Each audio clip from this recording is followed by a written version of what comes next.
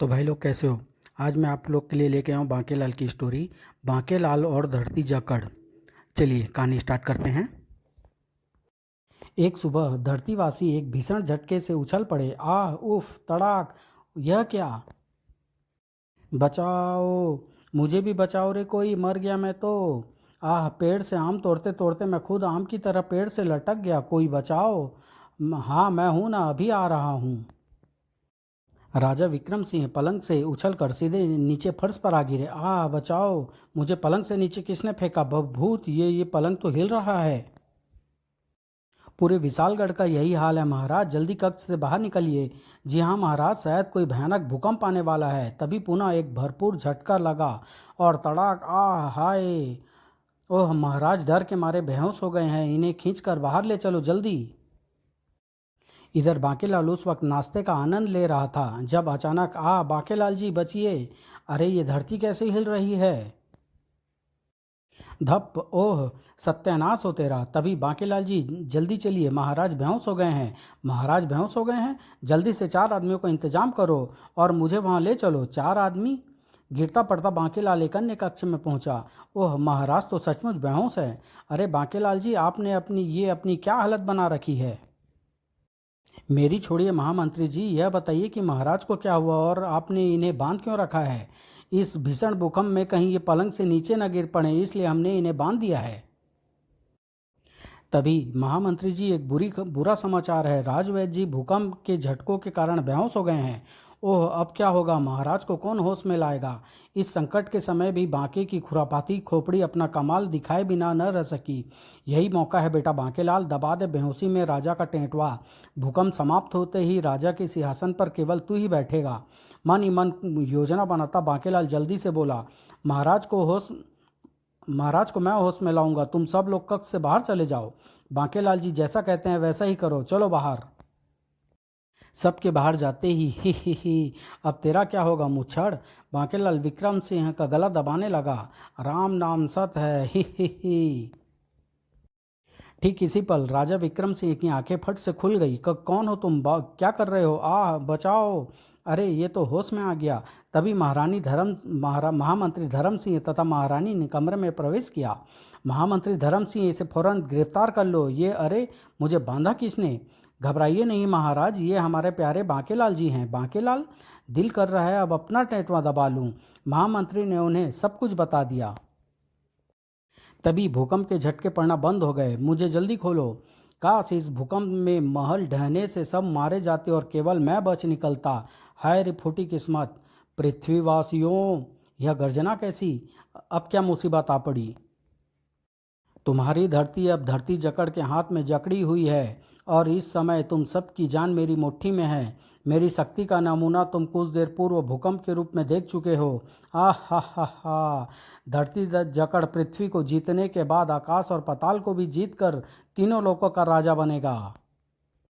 परसों सूर्योदय से पूर्व सब राजाओं के महलों पर सफ़ेद ध्वज फहराना चाहिए, जिसका मतलब होगा कि पृथ्वीवासियों ने मुझे अपना राजा स्वीकार कर लिया है।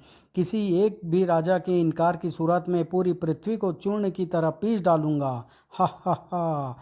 अलविदा! इतना सुनते ही धरतीवासियों में दहशत छा गई। न जाने क्या होने वाला है। धरती उसकी मुट्ठी में जकड़ी है, वह पल भर में हम सबको पीस डालेगा। पृथ्वी के राजाओं की नींद उड़ गई। क्या करें, क्या करें, क्या करें?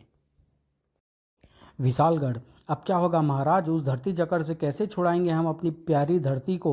उफ, हमारी तो बुद्धि ही कार्य नहीं कर रही महामंत्री जी। समझ में नहीं आता कि इस संकट से कैसे निपटें।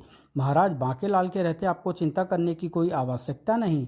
बांकेलाल ने बड़े बड़े संकटों के समय विशालगढ़ की आन बनाए रखी है।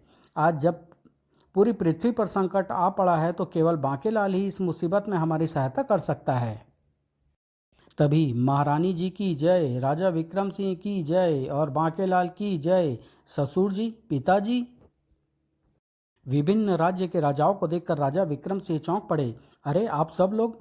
पृथ्वी पर भयानक संकट आ पड़ा है दामाद जी, जिसका हल किसी को नहीं सूझ रहा, इसलिए मैं इन सब को आपके पास लाया हूँ। जी हाँ महाराज, हल है तो केवल आपके पास। चंदन सिंह महारानी स्वर्णलता के पिता हैं, पढ़े शादी का षड्यंत्र में। हमारे पास? जी हाँ महाराज, और वह हल है आपका प्यारा बांकेलाल, हमारा बांकेलाल। मैं बांकेलाल ही धरती जकड़ को ढूंढकर हमारी प्यारी धरती को उसकी मुट्ठी से स्वतंत्र करा सकता है। ओह, अगर ये बात है तो आप लोग चिंता ना करें, मुझे अपने प्यारे बांकेलाल पर पूरा विश्वास है। क्यों बांकेलाल, तुम्हारा क्या विचार है? इस प्रकार बांकेलाल चल पड़ा धरती जकड़ की तलाश में। धरती जकड़ की तलाश करे मेरा ठेंगा। बोलो बांकेलाल की जय। मैं तो खुद इस महल से भागने का सोच रहा था, पता नहीं कब वह धरती जकड़ धरती को रेत की तरह पीस डाले। मुझे अपना कीमा नहीं बनवाना उससे। चलते चलते सहसा एक विचार के आते ही बांकेलाल उछल पड़ा। अगर धरती जकड़ ने धरती को पीसना शुरू कर दिया तो फिर तो मेरी मृत्यु भी निश्चित है। आखिर हूँ तो मैं भी धरती पर ही। मेरे बचने का केवल एक ही रास्ता है और वह है आकाश। अगर मैं ऊपर उड़ जाऊं तो बच सकता हूँ, और मैं ऊपर उड़ नहीं सकता तो क्या इस बार पूरी पृथ्वी के साथ मेरा भी बोलो राम होने वाला है? नहीं नहीं। तभी हा हा हा हा। ए घोड़े, क्या ये तू हंसा? हम घोड़ों की हंसी तो उसी दिन छीन गई थी जिस दिन तुम इंसानों ने हमें गुलाम बनाया था। नहीं नहीं, तू इतने जोरदार ढंग से कैसे हंस सकता है? कहा तो ये बोदी वाला मेरा मालिक ठीक ही कह रहा है, हंसा कौन? लेकिन अगर तू नहीं हंसा तो फिर ये हंसा कौन? आसपास तो कोई दिखाई नहीं पड़ रहा। मूर्ख इंसान बांकेलाल, मैं यहाँ हूँ। मैं कौन? ये तो मेरा नाम भी जानता है। मुझे तो कुछ गड़बड़ के आसार लग रहे हैं। मूर्ख इंसान बांकेलाल, नीचे देख नीचे। मेरी जान पर बनी तो मैं पटक कर भाग लूंगा इसे। नीचे? और नीचे देखते ही बांकेलाल का एक एक रोंगटा भय से खड़ा हो गया। बाप रे, ऐसा आदमी तो पहली बार देखा है। भाग ले तू तो घोड़े, ये बोदी वाला जहाँ भी जाता है कुछ न कुछ गड़बड़ होकर ही रहती है। आह, मैंने तो पहले ही कहा था कि पटक कर भाग लूंगा। हा हा हा हा। हे भोले भंडारी, ये सब क्या हो रहा है रे? ये कटे हुए पांव किस शैतान के हैं रे? तो धरती वासियों ने तेरे जैसे मच्छर को भेजा है धरती जकड़ से टकराने के लिए। आ हा हा हा। धरती जकड़? हाँ, और अब तू मरने के लिए तैयार हो जा रे मूर्ख इंसान बांकेलाल, क्योंकि मैं अपनी किसी दुश्मन को जिंदा नहीं छोड़ता। नहीं बेटा बांकेलाल, जान बचानी है तो भाग कर देख लो। भागो। बहुत मूर्ख है रे ये बांकेलाल। तो हवा में प्रकट हुए दोनों हाथों में से एक बांकेलाल की टांगों से चिपक गया। अरे मैं गिरा, आ बचाओ, ही। दूसरे हाथ ने बांके को गिरने से रोका। मूर्ख इंसान बांकेलाल, तुझे ऐसे कैसे गिरने दूंगा? तुझे तो मेरा घूंसा खा कर ही गिरना चाहिए ना। आई, अब खा मेरी ठोकर। हाय, मर गया धाड़। इस बार बांके ने दूसरे पांव को हवा में जकड़ लिया। मैं वार कहाँ रुकूं? उफ, इससे तो मैं भयंकर बदबू आ रही है। चटाक, छोड़ मेरा पांव कमबख्त। कुछ ही देर में। मूर्ख इंसान बांकेलाल, मैं चाहूँ तो इसी वक्त तेरी गर्दन काट कर विशालगढ़ भिजवा दूँ। हाय, अगर मैं बच गया तो तेरी बीन बीन जरूर बजाऊंगा रे धरती जकड़। लेकिन मैं इतना मूर्ख नहीं। पृथ्वीवासियों ने अपनी रक्षा के लिए तुझे भेजा है। तुझ में कुछ न कुछ तो बात अवश्य होगी। क्या है कि अगर पृथ्वी के एक भी राजा ने अपने महल पर ध्वज ना फहराया तो अपनी धमकी के मुताबिक मैं धरती को पीस नहीं सकता, क्योंकि अगर मैंने ऐसा किया तो फिर धरती ही नहीं रहेगी। अगर पृथ्वी ही नहीं रहेगी तो फिर मैं राज किस पर करूँगा? अपना भोजन किसे बनाऊंगा? मुझे तो नाश्ते में 1 दर्जन मानवों का मांस चाहिए होता है। दरअसल मैं तुझे मारूंगा नहीं बल्कि तेरा अपहरण करूंगा, ताकि पृथ्वी के राजाओं का सिर अपने कदमों में झुका सकूं। और इतना सुनते ही बांके की खोपड़ी तीव्र गति से काम करने लगी। वो मारा पापड़ वाले को, अब आया है ऊंट पहाड़ के नीचे। इस घन चक्कर धरती जकड़ के साथ मिलकर वो चक्कर चलाऊंगा कि धरती के राजाओं का बाजा बन जाएगा। तू मुस्कुरा क्यों रहा है रे मूर्ख इंसान बांके? मुझे हर मुस्कुराते हुए होठों के पीछे मक्कारी की बदबू आती है। ओह धरती जकड़ भाई, धरतीवासियों की मदद के लिए निकले मेरा ठेंगा। क्या मतलब? मतलब सीधा सा है धरती जकड़ भाई। दरअसल तुम्हें तलाश करने के पीछे मेरा कुछ और ही मकसद है। ही। हंस मत मूर्ख इंसान बांके, मुझे हर मुस्कुराते चेहरे के पीछे मक्कारी की बू आती है, समझा? ठीक है धरती जकड़ भाई, नहीं हंसूंगा। धरती जकड़ भाई, तुम्हारी धमकी से घबराकर पृथ्वी के सारे राजा भले ही अपने अपने महलों पर सफ़ेद ध्वज टांग दें, किंतु विशालगढ़ का राजा विक्रम सिंह ऐसा हरगिज नहीं करेगा। और फिर अपनी धमकी के मुताबिक तुम्हें धरती को पीसना पड़ेगा। किंतु अगर तुम मेरी योजना से चलो तो तुम्हारी योजना भी सफल हो जाएगी और मेरा मकसद भी। ठीक है, मैं तुम्हारी योजना अवश्य सुनूंगा। बांकेलाल ने उसे योजना समझा दी। अगले ही पल उसके हाथ का आकार आश्चर्यजनक रूप से बढ़ गया। आओ बांकेलाल, मेरी हथेली पर सवार हो जाओ। जरूर।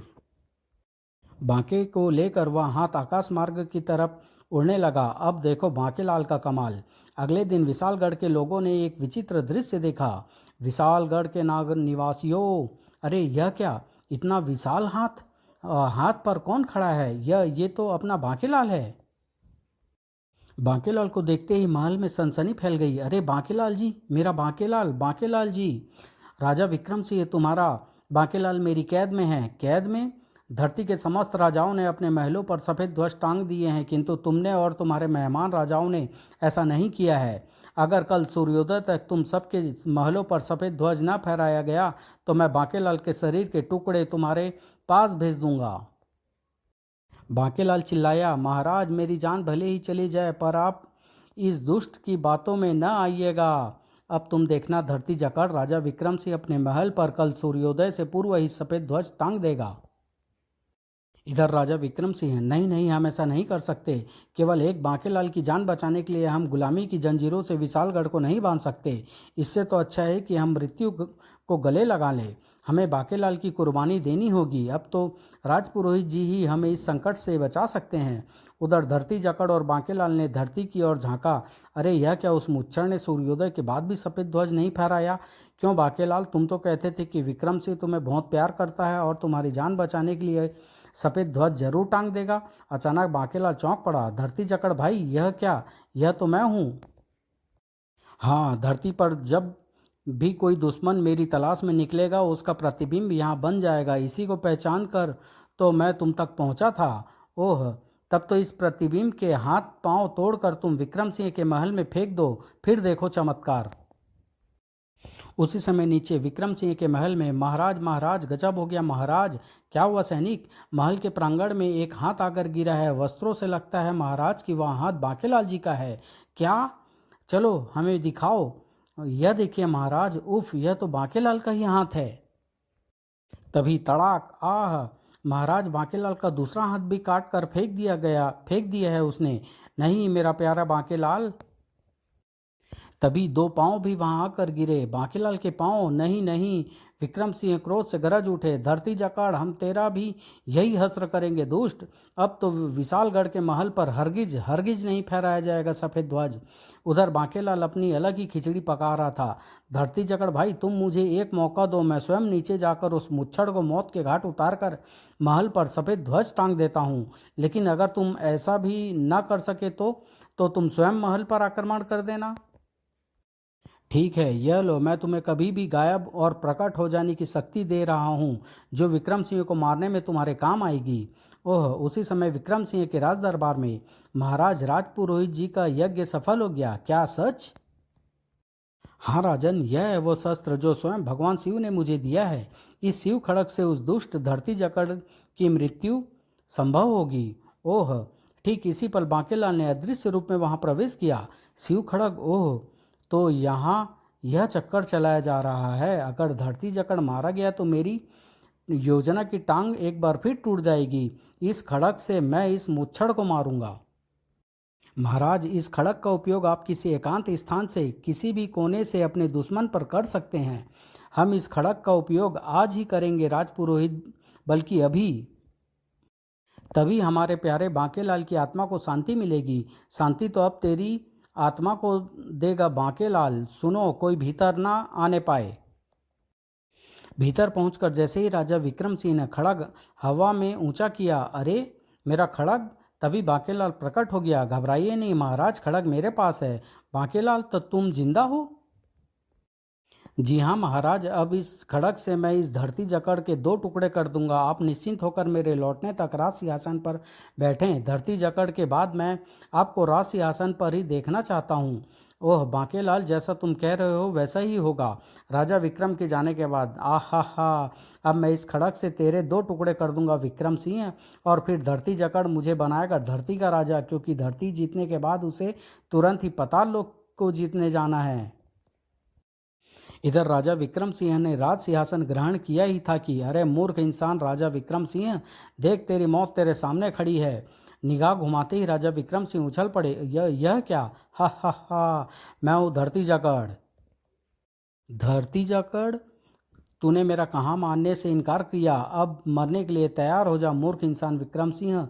सैनिकों, धड़ाक आह! सैनिक भी वह दृश्य देखकर हतप्रभ रह गए। अरे यह क्या? हा हा हा। राजा विक्रम सिंह ने आदेश दिया, खत्म कर दो इसे, यही है धरती जकड़, मारो मारो। पर एक भी सैनिक धरती जकड़ तक न पहुंच पाया। हाय मर गया, धाड़ आह!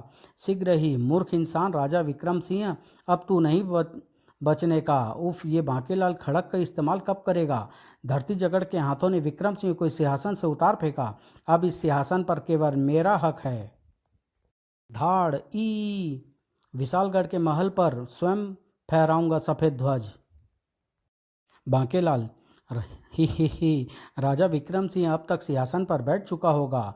चल रे शिव के खड़ग, राज सिंहासन पर जा बैठा है मेरा दुश्मन, कर दे उसका काम तमाम। ही, अब धरती जकड़ मुझसे अवश्य प्रसन्न हो जाएगा। चलूं पहले विक्रम सिंह की लाश देख लूं। उधर अचानक विक्रम सिंह की आंखें प्रसन्नता से चमकने लगी। शिव खड़ग, अरे ये राजा तो मुस्कुरा रहा है। रे मूर्ख राजा, रे मूर्ख इंसान राजा विक्रम सिंह, मुस्कुरा मत। मुझे हर मुस्कुराते होठों के पीछे मक्कारी की खचाक बू आती है। आह! अगले ही पर धरती जकड़ अपने पूरे शरीर के साथ सिंहासन पर लुढ़क गया। तभी महामंत्री के साथ अन्य राजाओं ने वहां प्रवेश किया। धरती जकड़ मारा गया। तभी बांके ने वहां प्रवेश किया। अरे यह क्या? उल्टी गंगा! यह उल्टी गंगा बह निकली। मैंने तो खड़क, उफ, ये सिंहासन पर धरती जकड़ कहाँ से आ मरा? सब लोग बांकेलाल को देखकर उछल पड़े। बांकेलाल, बांकेलाल ठीक ठाक है? ओह, धरती जकड़ के मरते ही मैं सबको दिखाई देने लगा हूँ। मेरे प्यारे बांकेलाल, अगर तुम ठीक वक्त पर खड़क का वार न करते तो आज मैं जीवित नहीं बचता। हाय रे धरती जकड़, तुझसे थोड़ा सब्र न हुआ रे। किंतु बांकेलाल, तुम धरती जकड़ की कैद से कैसे बच निकले और आकाश से गिरे तुम्हारे अंगों के टुकड़े कैसे थे? ओह पाठकों, अब आप ही फैसला कीजिए कि मैं इन्हें क्या बताऊं। फूटी किस्मत मेरी। और जब बांकेलाल ने सबको यह विश्वास दिला दिया कि उसने जो कुछ किया विशालगढ़ की भलाई के लिए किया, तो मेरा प्यारा बांकेलाल, तूने मेरी लाज रख ली। हे भोले शंकर, कब रखोगे मेरी लाज? हम सब बांकेलाल को अपने अपने राज्य में भ्रमण का निमंत्रण देते हैं। बोलो बांकेलाल की जय। समाप्त।